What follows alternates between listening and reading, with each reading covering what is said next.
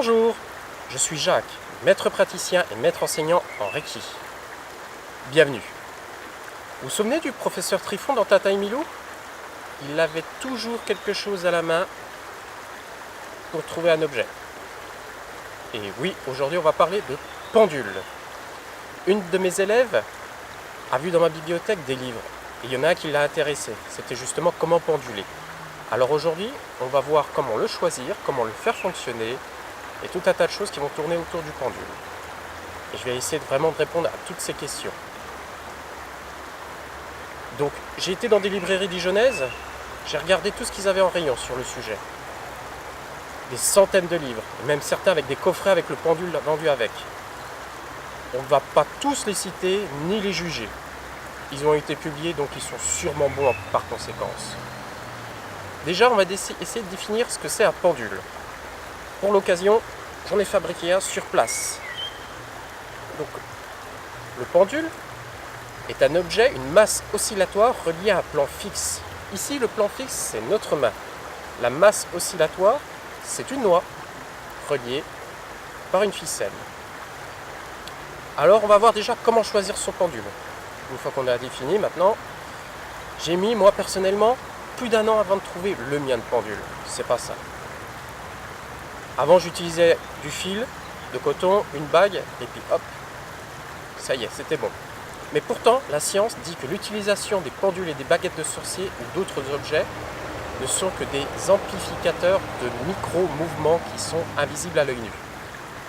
Alors, déjà, le choix d'un pendule n'est que purement sentimental pour les plus grands radiesthésistes. Nous créons un lien avec. Nous sommes comme un couple. Nous sommes une alliance, on doit fusionner, une symbiose ensemble. Alors, mon premier conseil, pour choisir son pendule, choisissez-le en fonction de ce qui vous attire le plus. J'ai bien dit attirer et non plaire. Puis, essayez-le, voir sa fluidité. Des fois, c'est celui qui vous plaît le moins qui fonctionne le mieux. Pour la matière, choisissez des matériaux nobles. Quand je dis des matériaux nobles, c'est des métaux, du bois, de la pierre. Et même le fil ou la chaînette rentrent en jeu. Le fil ne doit pas être synthétique comme du nylon. Préférez quelque chose comme du coton ou du métal. Au niveau des matériaux, je vous ai parlé bois, métal ou pierre. Chacun de ces matériaux ont leurs avantages et des inconvénients. Pour débuter, je vous conseille un pendule métallique. Certes, ils sont industriels, mais ils sont très bien équilibrés. Très économiques, vous allez en trouver pour moins de 10 € en entrée de gamme. Mais attention au poids, plus c'est gros, plus c'est lourd. Donc 40 grammes, on va dire, c'est lourd à porter pour une utilisation courante. Ceux en bois, ils sont aussi très bien équilibrés, légers, voire parfois trop légers. Choisissez bien pour votre bois, comme du chêne et du buis. Exemple, le bois de manguier est très dur à énergiser. Maintenant, ceux en pierre. Je ne suis pas lithothérapeute, donc le choix de la pierre a une importance dans l'énergie naturelle qu'elle peut dégager. Donc attention, ils ont tendance à être mal taillés, mal polis, mal équilibrés. Mais c'est les préférés des radiesthésistes. Ils les trouvent beaucoup plus parlants. Je vous ai parlé il y a un instant que je pendulais avec une bague. Il est tout à fait possible de le fabriquer, votre pendule. Vous pouvez utiliser des pendentifs, des bagues. Je vous laisse libre cours à votre imagination. La preuve, une ficelle, une noix. C'est très simple. Maintenant, on va voir comment utiliser un pendule. C'est hyper simple. Il y a juste quelques règles basiques à respecter quand on se sert pour la première fois d'un pendule qu'on vient d'acquérir, recevoir, ou tout simplement qu'on vient de fabriquer. Juste avant de le sortir de la pochette, voilà, il va falloir suivre quelques règles. Il faut le porter sur vous dans une petite pochette pour le protéger quelques jours. Première étape. On va voir comment le tenir correctement. Donc, il faut vous installer déjà dans un endroit calme. Il faut être bien détendu, les pieds bien au sol. Le support sur la table que vous travaillez, par exemple, doit être rangé, propre. Et on va commencer par se centrer, faire une micro-méditation, se vider la tête de tout ce qu'on a dans notre esprit. Et on doit tenir notre pendule avec notre main directrice. Pour les droitiers, la droite, et pour les gauchers, la gauche. Être détendu, pas crispé. Rien de croisé, pas les jambes, pas les bras. On doit être en bonne santé, surtout le moral au beau fixe, et ainsi éviter de perturber l'énergie de notre pendule. Pour le tenir, il existe plusieurs positions. L'idéal, c'est les doigts vers le bas, on va voir, comme ceci. Puis il y a aussi cette façon-là. Maintenant, comment magnétiser son pendule? Avant de commencer à travailler avec son pendule, il faudra le magnétiser sur vous, afin qu'il soit en phase avec votre subconscient, en gras subconscient. Je vous ai dit tout à l'heure, il faut le porter quelques jours sur soi. Une fois que ça c'est fait, c'est bon, on a commencé à le magnétiser. Et on va procéder ensuite, on va prendre son pendule, à 5 cm au-dessus de notre main vide, et ce sera une position en coque, paume vers le haut. Ensuite, on va faire balancier d'avant en arrière, afin d'accélérer les choses. Parce que si on attend, il va mettre très longtemps à bouger. Quand le pendule commencera à balancer d'avant en arrière, on sera placé notre main vide en dessous. Il amorcera souvent un mouvement rotatif. Je fais exprès d'exagérer. Il tournera 3, 4, 5 fois, s'arrêtera brièvement et tournera dans un autre sens, puis s'immobilisera. Quand il sera immobilisé, c'est bon, c'est magnétisé sur les énergies de votre propre corps. Et vous pouvez commencer de travailler avec. Alors, maintenant, on va vous poser des questions. On appelle ça les conventions. Il faut définir les conventions de notre pendule. À chaque fois qu'on change de pendule, il n'a pas tout à fait les mêmes conventions. Il existe 4 conventions. Oui ou vrai, non ou faux, je ne sais pas, je ne désire pas répondre ou la question est incorrecte. Pour connaître les conventions de votre pendule, je vous conseille de procéder comme ça. Avant toute chose, faire, je vous ai dit, un léger mouvement de balancier d'avant en arrière, afin d'accélérer les choses. Pensez ou dites à votre pendule, donne-moi un oui. Il amorcera un mouvement de rotation. Souvent, voilà, un petit mouvement, j'exagère exprès. Souvent, il tournera dans le sens des aiguilles d'une montre pour dire oui. Pour les autres questions, non, il tournera dans le sens inverse, etc. Et c'est comme ça qu'on va commencer les conventions. On peut aussi faire ces conventions sur un morceau de papier. Je vous montrerai. Plutôt, je vous montre sur comment faire. Ensuite, si le pendule ne désire pas répondre, souvent, il va carrément s'arrêter. Il va faire des mouvements, tout ça. C'est à vous vraiment de définir les conventions. Maintenant, on va voir comment choisir les questions à poser à son pendule.